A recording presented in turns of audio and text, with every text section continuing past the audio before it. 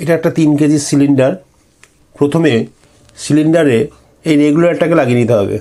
বাবুল কাউন্টারে লাগিয়ে নেওয়ার পর বাবুল কাউন্টারের এই মুখ থেকে একটা পাইপ লাগিয়ে এরকম সেফটি ভালভ দিতে হবে।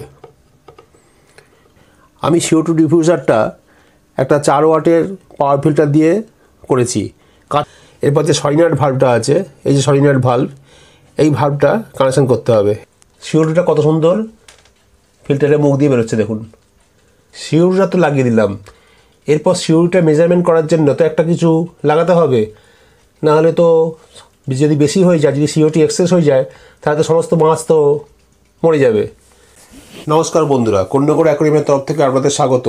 আজকের পর্বে আমি প্ল্যান্টের অ্যাকোয়ারিয়ামটিতে CO2 সেট আপ করবো। কীভাবে সেট আপ করছি তা আপনাদের আমি ভালোভাবে দেখাচ্ছি, আপনারা সেটা ভালো মনোযোগ সহকারে দেখবেন।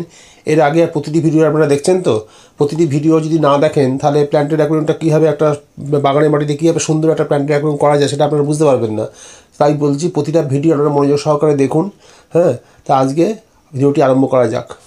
আজকে আমি প্ল্যান্টের অ্যাকোয়ারিয়ামটিতে CO2 সেট আপ করবো। এটা একটা 3 কেজি সিলিন্ডার। এই সিলিন্ডারটা আমি কীভাবে ইনস্টল করছি আমি আপনাদেরকে দেখাচ্ছি, আপনারা দেখতে থাকুন। প্রথমে সিলিন্ডারে এই রেগুলেটরটাকে লাগিয়ে নিতে হবে। রেগুলেটরটাকে ভালো করে লাগিয়ে নিয়ে এটাকে রেঞ্জ দিয়ে ভালো করে টাইট করে নিতে হবে। আর এখানে যে মিটারটা দেখতে পাচ্ছেন, এই মিটারের মাধ্যমে আমি CO2 কতটা আছে সেটা বুঝতে পারবো। এই রেগুলেটরটাকে প্রথমে টাইট করে লাগিয়ে নিতে হবে। টাইট করে রেঞ্জ দিয়ে লাগিয়ে নেওয়ার পর তারপরে এইখানে বাবুল কাউন্টারটা লাগাতে হবে। বাবুল কাউন্টারটা এইভাবে লাগাতে হবে।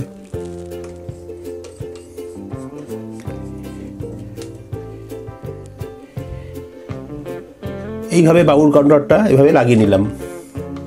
বাবুল কাউন্টারটা লাগিয়ে নেওয়ার পর বাবুল কাউন্টারের এই মুখ থেকে একটা পাইপ লাগিয়ে এই পাইপটা একটা সেফটি ভালভ হয়ে সোজা অ্যাকোয়ারিয়ামের CO2 ডিফিউজারে চলে যাবে। বাবুল কাউন্টারের এই মুখটা থেকে এই পাইপটা লাগিয়ে দেবো। এই পাইপটা লাগিয়ে দিয়ে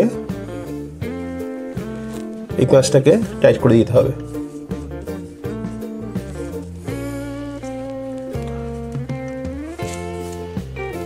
টাইট করে দেওয়ার পর পাইপটা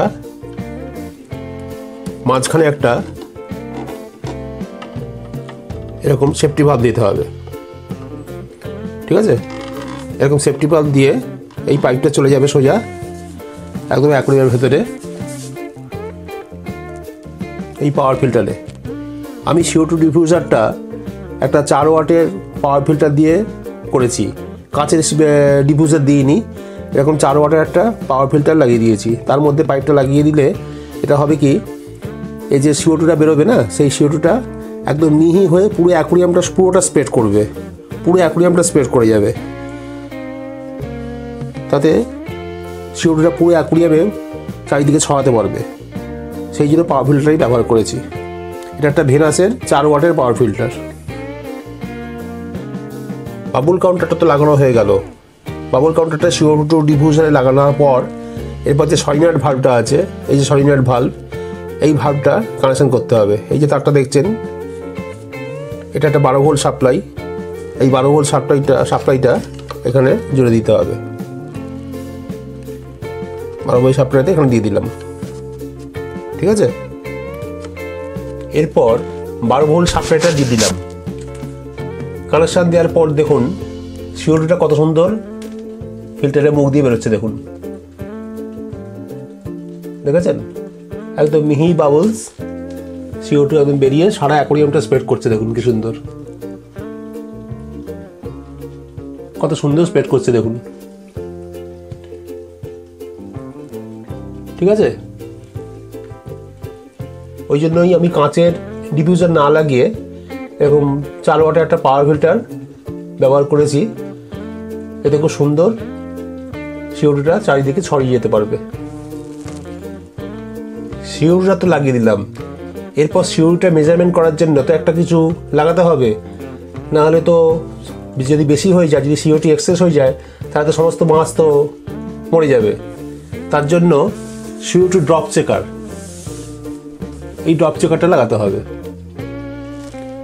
এই যে ড্রপ চেকারটা দেখুন কাঁচের, এর মধ্যে একটা লিকুইড আছে। এই লিকুইডটা যখন CO2 নর্মাল থাকবে, একইভাবে যখন CO2 ঠিকঠাক থাকবে, তখন এই লিকুইডটার কালারটা সবুজ রঙের হবে, ঠিক আছে। আর যখন CO2 থাকবে না, CO2 যখন একদম নীল থাকবে, যখন থাকবে না CO2, তখন এই সবুজ থাকবে না, তখন ওটা নীল রঙের হয়ে যাবে। আর যদি এক্সেস হয়ে যায়, CO2 যদি অনেক বেশি হয়ে যায়, তখন এটা একটা ইওলিশ টাইপের, হলুদ টাইপের হয়ে যাবে। এই ড্রপ চেকারের মাধ্যমে বুঝতে হবে যে আমার CO2টা কী পরিমাণ দরকার বা কতটা দিতে হবে, এটা সেটা মেজারমেন্টে করা যেতে পারবে। তার জন্য আমাকে CO2টা সেইভাবে সেট আপ করতে হবে, ঠিক আছে। এইভাবে প্ল্যান্টের অ্যাকোয়ারিয়ামটিতে CO2 ইনস্টল করা হয়ে গেল। এরপর প্রতিদিন নিয়ম করে 6 থেকে 7 ঘন্টা CO2টা চালাতে হবে। আমার প্রতিটি ভিডিও আপনাদের কেমন লাগছে আপনারা তা অতি অবশ্যই আমাকে কমেন্টের মাধ্যমে জানাবেন। আর আমাকে উৎসাহিত করতে আমার চ্যানেলটিকে অতি অবশ্যই একটি লাইক, শেয়ার এবং সাবস্ক্রাইব করে সঙ্গে নোটিফিকেশন বেলটি অন করে দেবেন। আপনারা সকলে সুস্থ থাকবেন, ভালো থাকবেন। আজ তাহলে এইটুকুই থাক, বাকি ভিডিওতে আবার দেখা হচ্ছে।